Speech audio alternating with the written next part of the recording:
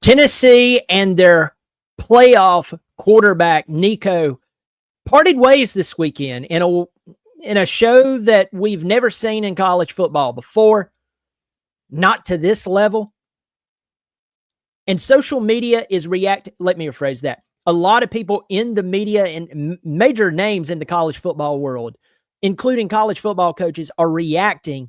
And I want to talk about that because, well, I think college football, it may have been saved over the weekend. It really, I think it was saved over the weekend.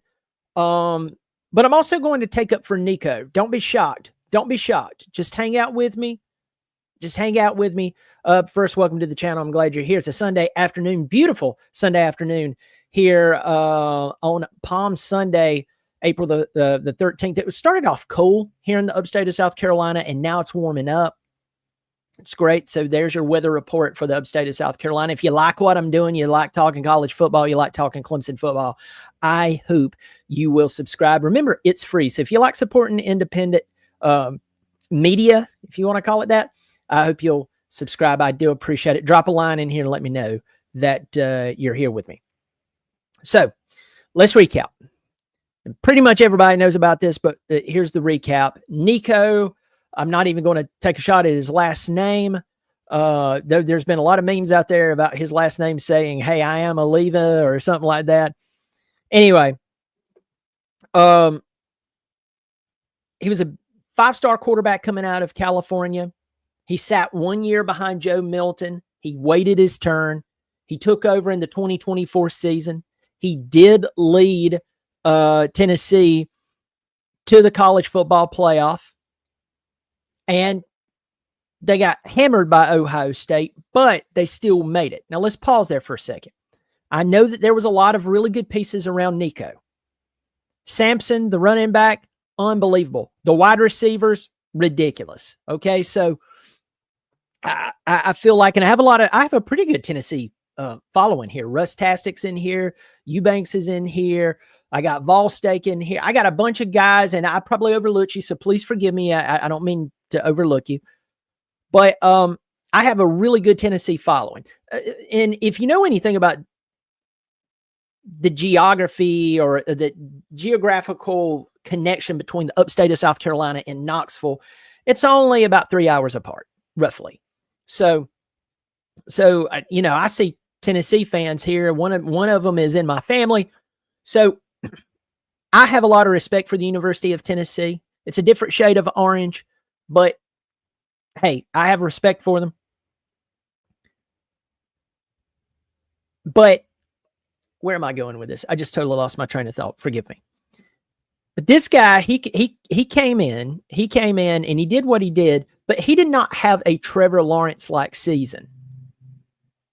So, as Clemson fans, we've had the honor of watching two unbelievable, I would say, true talents, like once-in-a-lifetime players come through the doors of Clemson. Deshaun Watson wins a national championship. His sophomore year was actually way better than his the year that he won the national championship.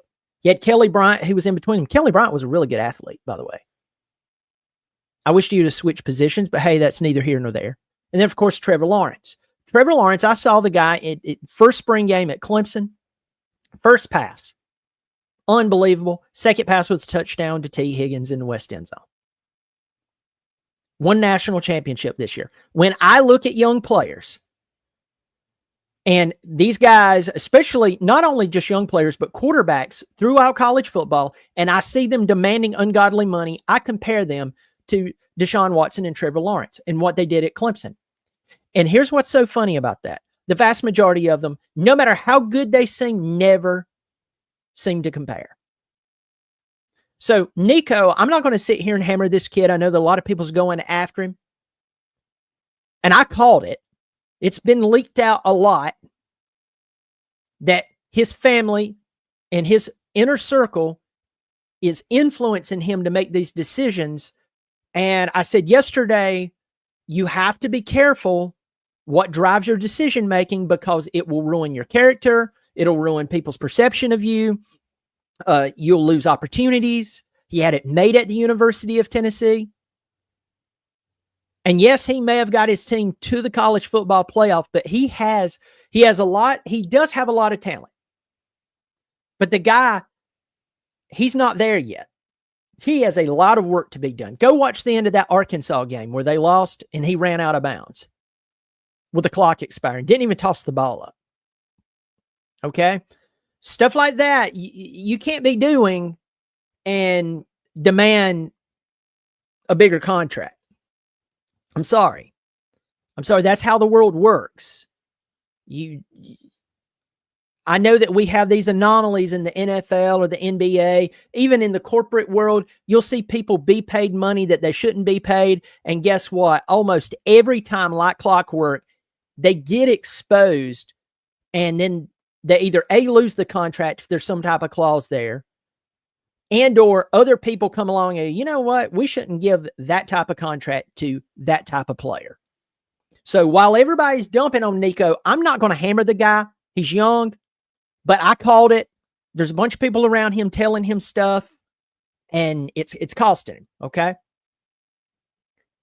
But the college football world watched as Josh Heupel did something that I am shocked that and I don't know the guy, but I was hoping that he would not break, because I said a couple of days ago, if Josh Heupel does not do the right thing and say, you can't skip practice, man, you can't. I know that you guys are being paid, but you can't skip practice. If you do, you think you're bigger than the team. I said if Josh Heupel allowed him to do that and then they gave him this contract, Josh Heupel would no longer be the coach at the University of Tennessee. Nico would be. And then it would open up Pandora's box for not only Tennessee, but for the rest of college football. And he did the right thing, and he said, nope, we're not doing it. So, the college football world is reacting right now, and I'm going to read over some of these comments. You may or may not like some of these personalities. I'm going to start with someone who's actually interacted with the show twice, Josh Pate. Josh Pate, I know you watch every now and again, which that's a great honor to me. Josh Pate, I think, has like 350,000 subscribers. I have 7,500. So I don't know what he's doing. If he's on the can, hey, man, I'm glad to be the bathroom entertainment. You take a dump too. But hey, got to find your place in this world. But Josh Pate, someone who's interacted with the show, been very kind. What an embarrassment in Knoxville. There are no winners. College football continues to benefit people outside the sport at the expense of everyone in it. Well said. And now as I was reading that and going through that, the page that I was looking at just absolutely just disappeared. This is where, okay, now getting back in here. Joel Klatt of Fox Sports says the Tennessee Nico situation is wild and yet totally predictable. Of course, this was going to happen when there are no guardrails and rules to govern the business and movement of the sports players. You may not like what Nico is doing, but it is certainly his right. Actually true. I'm going to get into that in just a second. And we're going to talk about the NCAA, because the NCAA could have done the right thing a long time ago.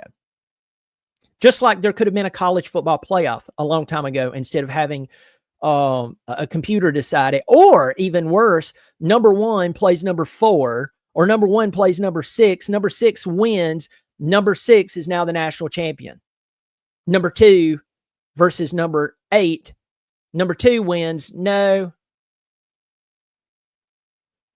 This has been a fiasco for a while. And I'm also going to get into how much money coaches makes to coach a game, and how that opened up Pandora's box as well.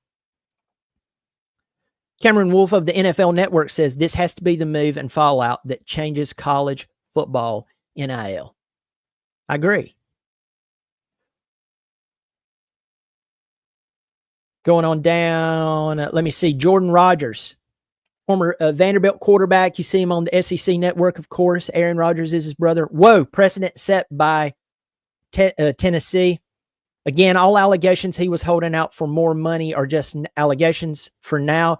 But if true, and seemingly so, this is the right move by Tennessee. Didn't like a $4 million quarterback last year. Shoot didn't play like, and there was, he named some, I think he named some people there.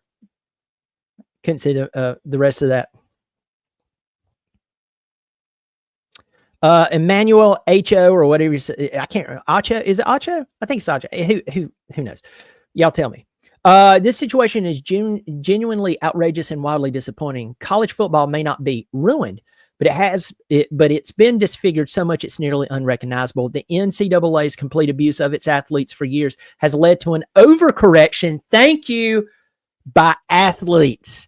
And here we are now. I like that comment. I just saw that when I decided to read it. I like that. I like overcorrection. We're people of extremes. You hear me talk about this all the time. What do I mean by that? You have a problem, you have a problem, you're way over here, and what you need to do is kind of move more right here, kind of get things more centered. What do? Flip all the way over here. It's ridiculous. And that's human beings as a whole, whether it's with the air conditioning and the blower in the car, driving down the road. Oh, it's cold in here. Turn the heat and the blower wide open. Well, now I'm melting. Oh, well, you adjust the thermostat a little bit. You don't have to jack up the blower. And I know for some of you, you're like, man, what example is that? That's just a simple example of how human beings overcorrect. We overcorrect all the time. And this is one of them. That's a great one. Tom Luganbill, if you know him, former Georgia Tech quarterback from the 90s, ESP analyst. The decision Tennessee made today may be the spark that lights the fuse to course correct a wildly out of control market where player values are skewed. Somebody needed to take a stand. The question you must ask yourself now is what is Nico's actual value? That's a really good question. I'm going on down here. Danny Cannell said, good for Tennessee. They didn't get held hostage by an average quarterback looking for a quick payday without earning it. It was a little more aggressive take.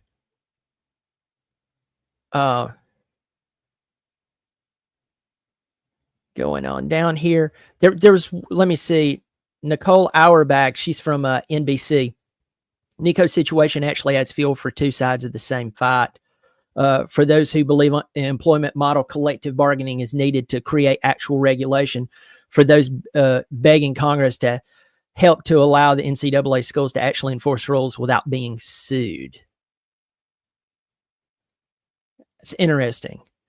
And then there was one more that I wanted to throw up here. And it was, let me see. Mario Cristobal. I thought I had this pulled up. Mario Cristobal made a statement about this, about Nico and his holdout. And this is what Cristobal said. We're not going to do that at Tennessee. And I say that, or at Tennessee, at Miami. And I say that without any hesitation. If anyone's thinking that, and they could be the best player in the world, if they want to play holdout, they might as well play get out. We don't want to do that. We don't want Miami to become that. Too many guys have sweat, bled, and have laid on the line in that field to ever become that kind of program. Okay. Let's sit here and let's marinate on this again. Again, I want to make this very clear. I'm not skewering Nico. And I want to make, I want to say that because I truly believe that who is around you, by the way, I was looking this up. This is what I wanted to say. He's 20 years old. He'll be 21 in the fall. He's a 20-year-old guy who was a 5-star out of California in 2023. He signed in that class. He sat in 2023 behind Joe Milton. He played last year. Tennessee did have a successful season. But you could see, if you watched Nico, and I did, I watched Tennessee. I watch a lot of different teams play. Heck, I watch the Gamecocks. You'd be shocked what I know about Gamecock football. I called that Lenora Sellers was going to be a beast.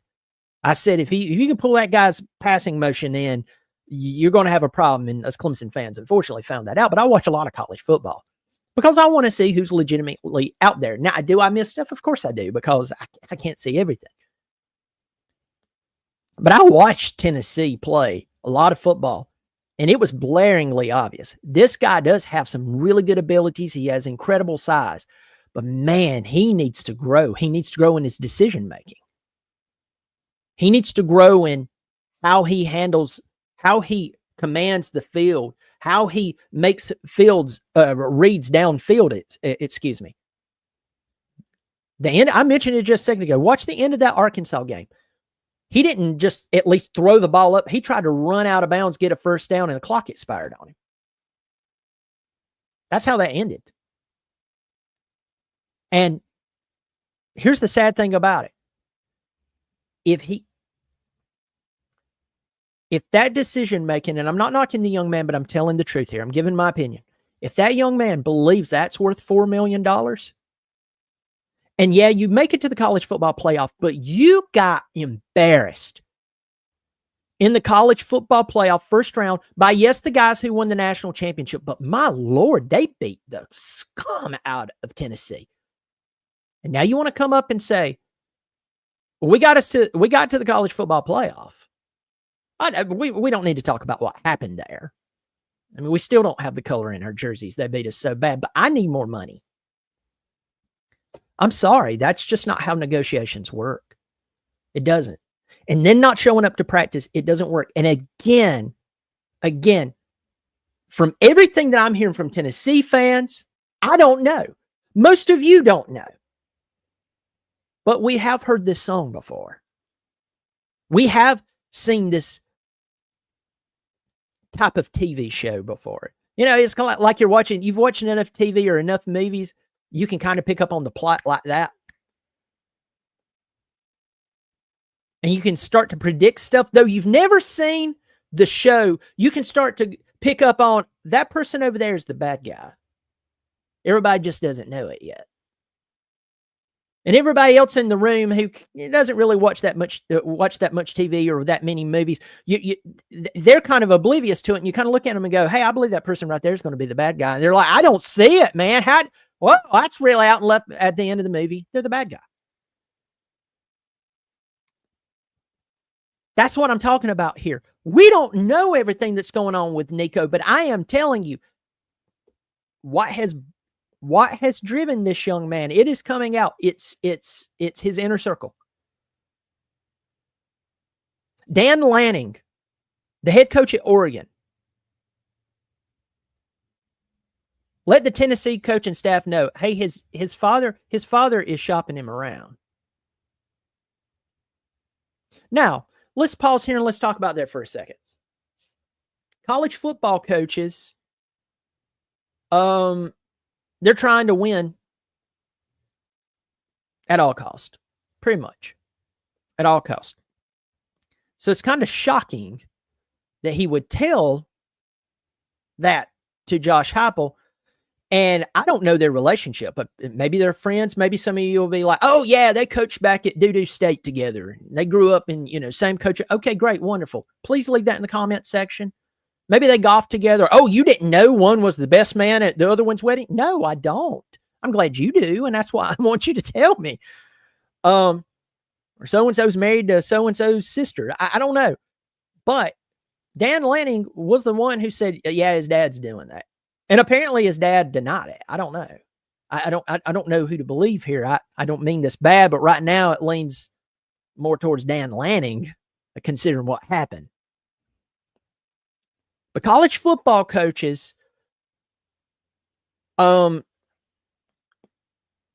kind of interesting after seeing how they've responded to NIL over the past few years. Some of the players they'll pull out, and then some of the players that it seems to be that they were involved in some tampering, yet it was not proven.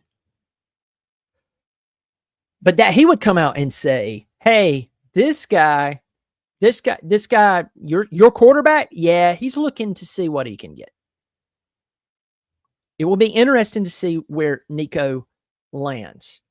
Let's move to let's move to something. I'm going to move a little quicker here. I've been here for 20 minutes talking about this. Thanks to everyone who was in the comments section. Get in here, just say a quick hello to each and every one of you. Will, man, good to see you. Big Orange, it's good to see you, my friend. Blake Ellis, good to see you in here. Let me see. Jason Thompson, good to see you. Gator Hater is in here. Jace, good to see you. David, good to see you, my friend. Anyone who's watching out there today, if you haven't subscribed to the channel, I'm an independent guy. So if you like that sort of thing, you like talking college football in April and the spring game is already over, hope you'll subscribe. Pass it along to your friends. I hope you will. I'm almost at 7,500 subscribers. My next goal is just to get to 10,000. So I'm close. Have a lot of people been watching me. Had some people reach out to me about this, that, and the other, and just trying to collab and so on. So good things are happening here. I hope you'll pass along. I do appreciate it. Let's get back to this.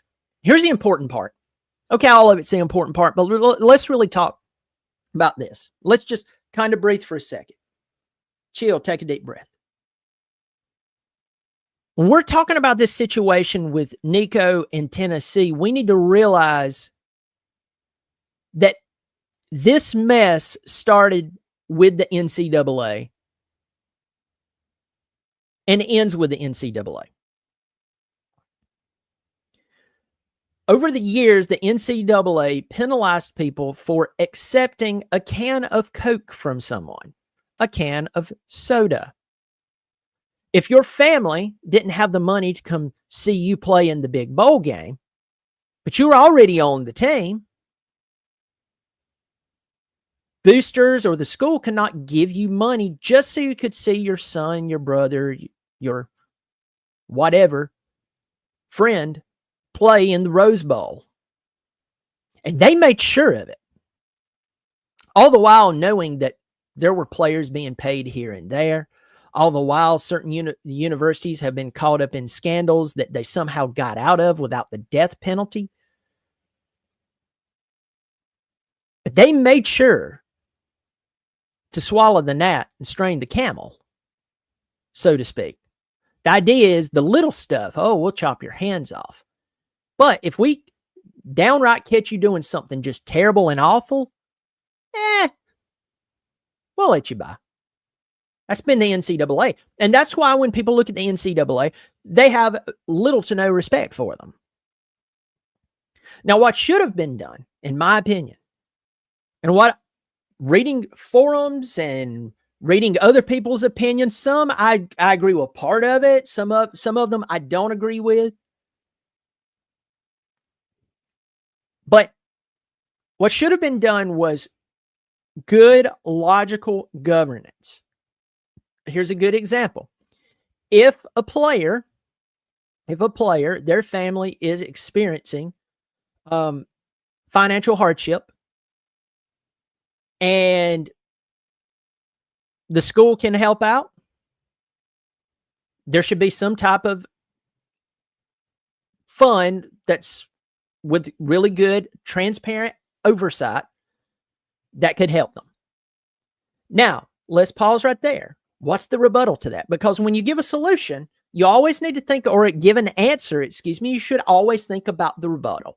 You should always do that. That's what I was taught by a few different teachers that I had, and they're really smart people. Before you give an answer, always have the rebuttal ready. That's why I do that sometimes. Not because I'm trying to take away the conversation. I just want you to know I thought about the rebuttal.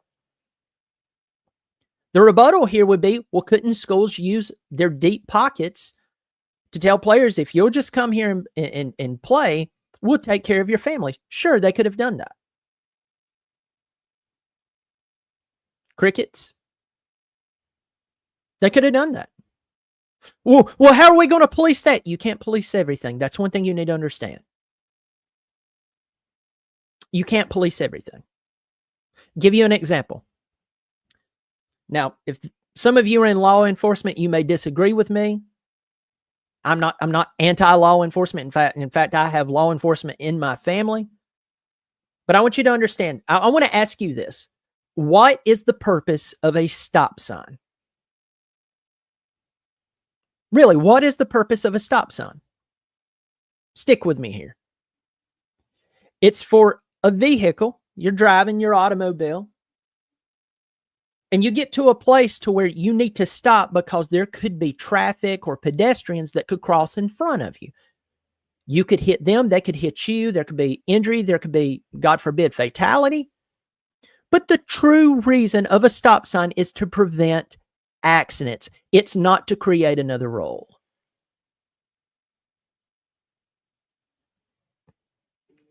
It's the heart and the logic and the true care and humanity that you put a stop sign somewhere. So that means that if you pull up to a stop sign and you look both ways and you're still kind of rolling, but there is no one, nothing, without a shadow of a doubt near you, and you roll on through, you kind of come to a stop, but you don't do that whole thing where the car rocks back. And I didn't see your car rock back. Okay, great, wonderful. Doesn't do the old rock back thing, throw everybody's neck out of place. Technically, you ran the stop sign, but the heart and the mindset and the logic behind placing a stop sign there was not for another rule or just for you to write another ticket. It was to protect people. That is it. And if you pull up to a stop sign and you have good visual of everything around you, and you don't come to the perfect complete stop, but you pass through there, yeah, you've technically ran the stop sign, but did you honor the heart of the stop sign? The reason it was there? Sure. Catch my drift? Some of you are not going to agree with me there. That's fine. Some people, you're just rules. And I found with some of those people, they break some of the darkest rules. But not all of them, but some of them. If you have a rule in place to where people can be helped, it will be taken advantage of.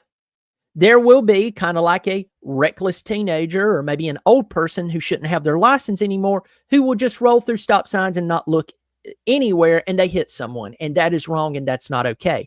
But see, if you have logic, you realize those are two totally different situations. If you're not just trying to argue because you like writing tickets and you like the power, you realize those are two totally different situations. Going back to helping the players, giving them a can of Coke if they're thirsty. The NCAA has been really good at slapping around rules and not helping athletes. And now, as Emmanuel said in that tweet, we have a massive overcorrection. Now we have guys, we're just a few years removed from those rules I was just talking about. I mentioned this yesterday, and then the guy texts me today, a guy named Bill.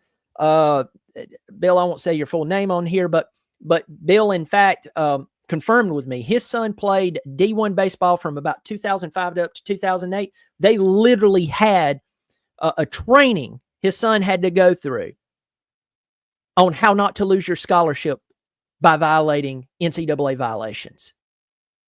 And one of them was the example of you can't accept a drink from someone. Folks, that is ridiculous. That is stupid. Well, there was a good reason behind it. Please give it to me. NCAA, please give it to me. It didn't work. It's like people who raise their kids way too strict. Now, you have people over here, they don't raise their children at all.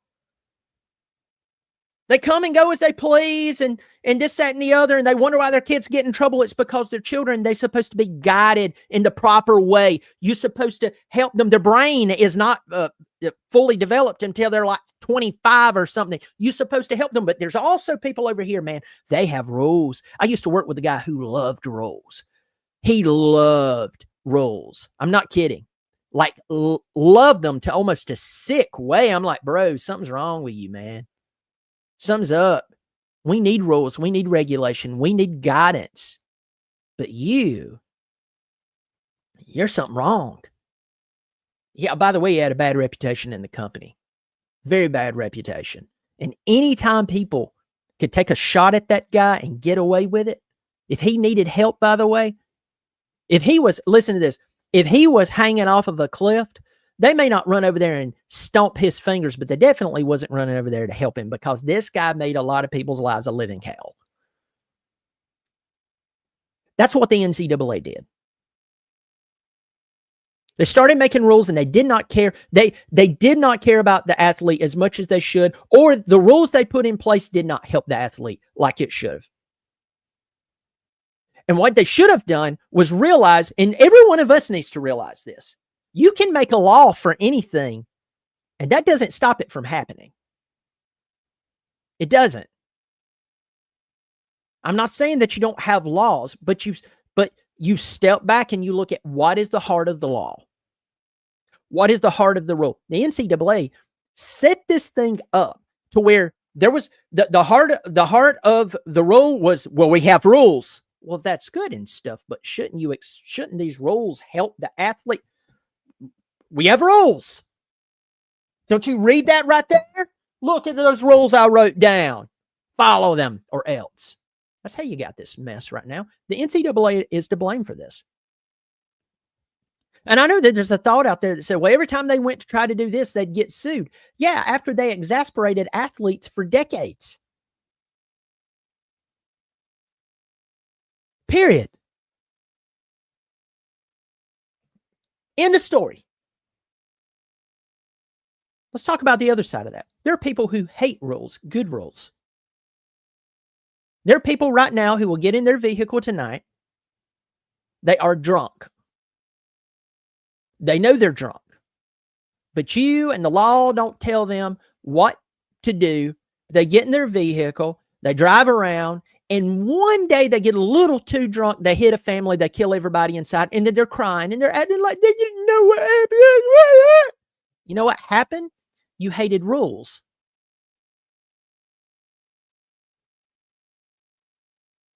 That's it. You were out of control.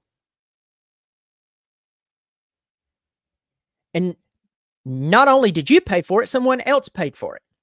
There are people who are in the NCAA, or not NCAA, who's in college football right now, that we could work out a really good system, and they still wouldn't like it. You have agents involved. It's really going to get bad. It's going to get even worse.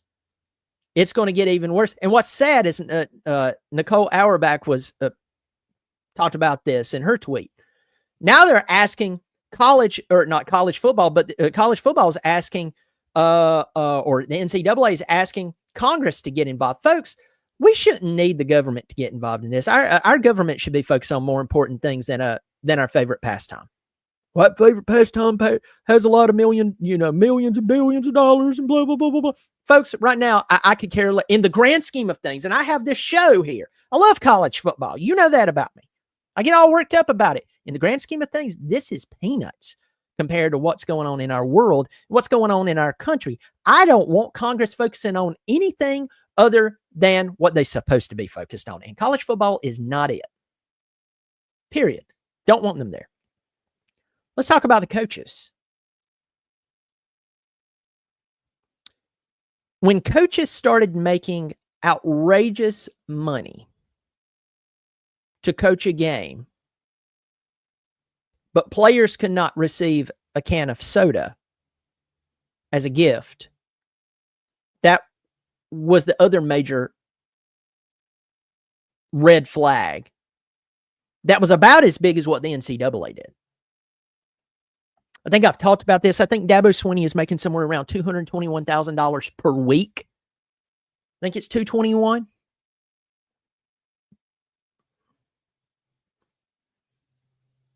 But up until recently, one of his players could not sign a bunch of jerseys and then sell them, or else the NCAA is going to come in and make sure you come to a complete stop at that stop sign.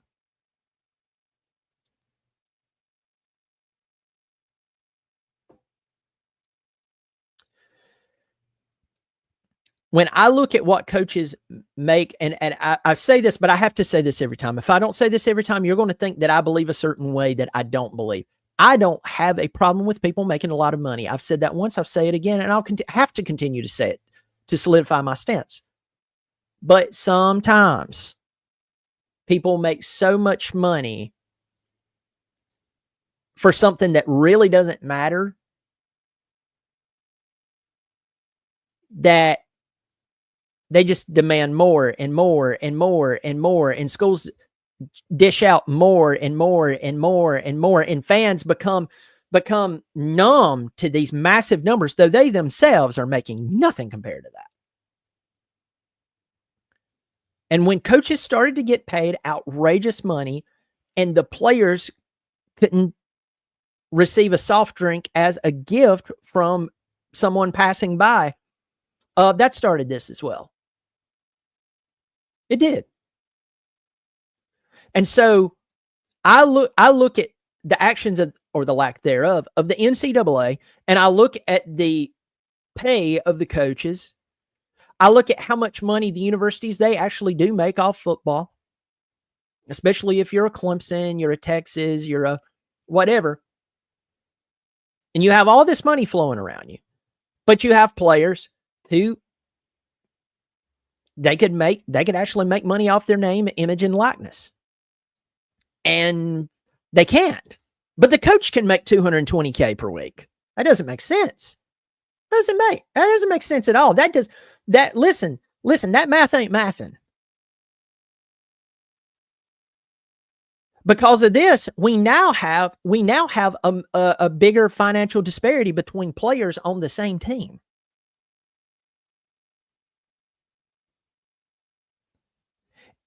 You could have a guy two guys sitting side by side. One's a millionaire and one is struggling, and they're on the same football team. Is that what we wanted out of this?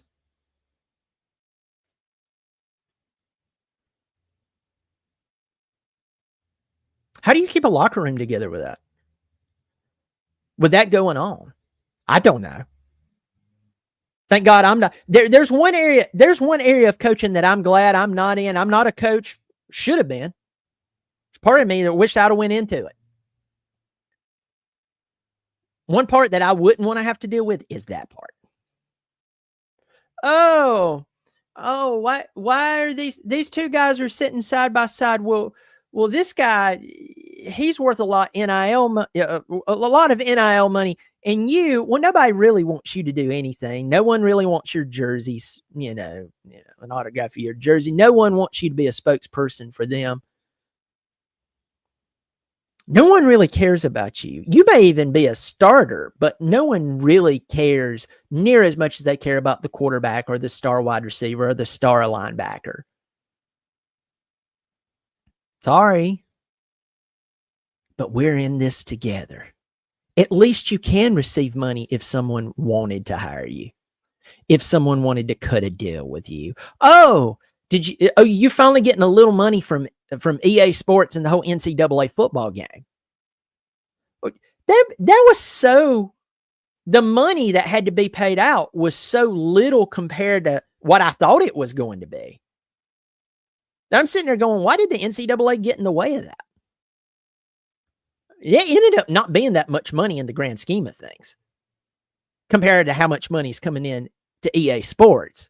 And I haven't even saw the numbers on it, but all you have to do is think a little bit, and it's like, oh, they made that much, and it sold that much, and they had to pay these guys what? Oh, yeah, they definitely do that.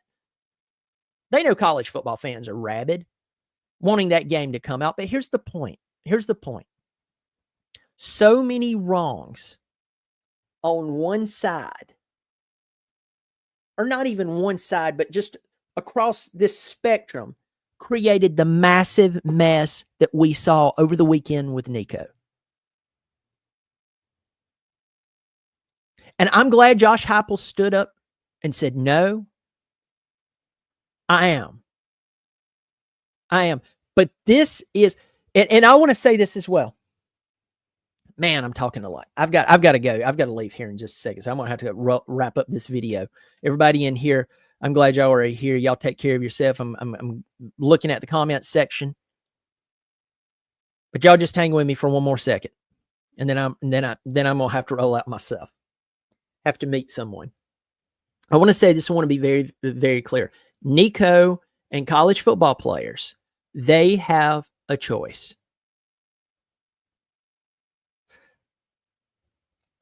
The choice is to treat this like the NFL and pull NFL moves without contracts involved. And then have what happened to them over the weekend happen to them. And I'll guarantee you, someone is going to go pick him up. He'll probably be Southern Cal or someone like that will pick up Nico. There are some schools that would take this guy, and they could care less if he was shooting old people in the head in his spare time. They'll take him, and he's not. He just demanded more money, folks. Okay, I'm not going to just rip the guy. But he also had the choice to turn around and say, just a few years ago, I hear from guys that are like 6-year seniors on my team. They said they couldn't even accept a can of Coke. And here I am. I have a 3-year deal. I think it was 3 years for $2.4 million.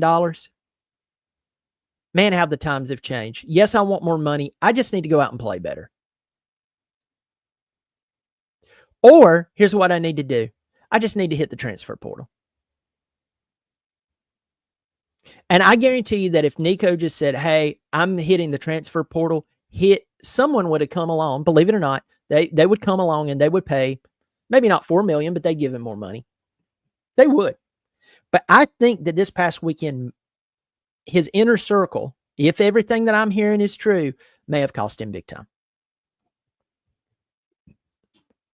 And that bothers me, because I think the guy does have talent. He just needs someone to really bring that talent out of him. And it's just really, really sad to see what has went on across the board. But there's a lot of wrongs that's created this moment, and there's just more wrongs that's going on. So that's where I see it. That's how I see it. And yeah, a lot of talking there. Hopefully you can see what I'm thinking about. And I want the best for the players. If the guys can go make a lot of money, great, do it. But A, be appreciative, and B, there's a lot of people out there that I know who they are worth a lot in their head, but they're actually not worth as much as they think. It doesn't mean they're not worth something. It's just not as much as they think it is. Have you ever sold something before and thought it was worth more money than what it was, and you found out the hard way that it wasn't worth as much as you thought it was? I have. And so, we could talk about, well, these guys, they know their worth. A lot of them, their worth is inflated in their head. They're worth something, but not as much as they think they are. And again, if you think they are, compare them to Trevor Lawrence when he was in college. Compare them to Deshaun Watson when he was in college. That's a really good benchmark of whether people should be rolling out a ton of money to these guys. Folks, if you like what I'm doing, again, I hope you'll subscribe, leave a comment. Who do you think wins in this thing? Is the fans winning? Do you think, do you think that this is going to turn the corner? Did Josh Heupel actually save college football? I'm going to do a video on that, by the way. You'll see that sometime this week. Y'all take care of yourself. Hope you'll subscribe. And as always, go Tigers.